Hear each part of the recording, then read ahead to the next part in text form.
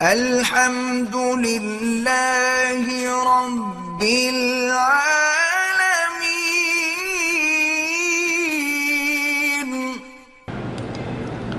کہتے جی کہ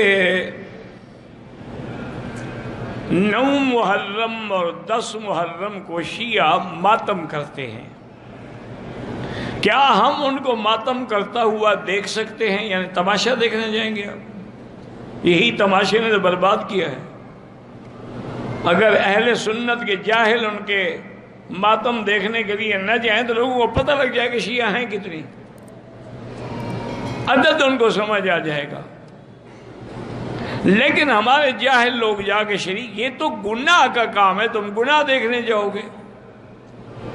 حضور پاک کی حدیث مبارک ہے کہ من لبس السود وضرب الاخدود وشق الجیوب، کہ جو آدمی سیاہ کپڑے پہنے اور چہرے پہ تھپڑ مارے اور قمیصیں پھاڑ ڈالے اور ماتم کرے، فرمایا لیس منا، اس کا میری جماعت اہل سنت سے کوئی تعلق نہیں ہے۔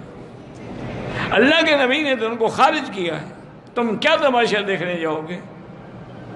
یہ کون سی محبت ہے؟ ایک دفعہ کی تاریخی واقعہ، اور یہ حقیقی یعنی اصل واقعہ ہے۔ انگریز کا زمانہ تھا،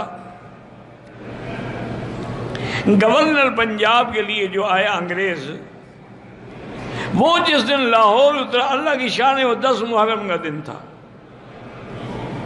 اور دیکھا کہ ہزاروں کی تعداد میں لوگوں نے سیاہ کپڑے پہنے ہوئے ہیں اور ماتم کر رہے ہیں اور چھریاں مار رہے ہیں اور مٹی ڈال رہے ہیں۔ تو اس نے اپنے اے ڈی سی سے پوچھا کہ ان لوگوں کو میرے گورنر بننے پہ اعتراض ہے، اسی لیے یہ ماتم کر رہے ہیں، میں واپس چلا جاؤں؟ اور نے کہا حضرت آپ کے لیے نہیں کر رہے ہیں۔ تو نے کہا بھائی کیا کر رہے ہیں؟ انہوں نے کہا کہ بہت بڑے ہیرو تھے حضرت حسین، ان کی شہادت ہو گئی تو اس کے لیے غم کر رہے ہیں۔ کہتے کب شہادت ہوئی؟ لاہور میں ہوئی؟ انہوں نے کہا نہیں حضرت، وہ تو کربلا میں ہوئی تھی، عراق میں، اور سینکڑوں سال پہلے کی بات ہے۔ انہوں نے کہا ان کو آج خبر پہنچی ہے کہ حضرت حسین شہید ہو گئے؟ انہوں نے کہا جی نہیں، خبر تو ہے، بس ان کا یہ عقیدت ہے۔ انہوں نے کہا پھر وہ قومیں جو اپنے ہیرو پہ ماتم کریں وہ کبھی ترقی نہیں کر سکتی۔ مجھے سمجھ آ گئی کہ یہ ہمیشہ اسی طرح روٹتے پیٹتے رہیں گے اور کوئی نتیجہ نہیں نکلے گا۔ تو اسی لیے ہمیشہ یاد رکھیں کہ ماتم کی مجلسوں میں جانا بھی حرام ہے، سننا بھی حرام ہے، اور شرکت کرنا بھی حرام ہے۔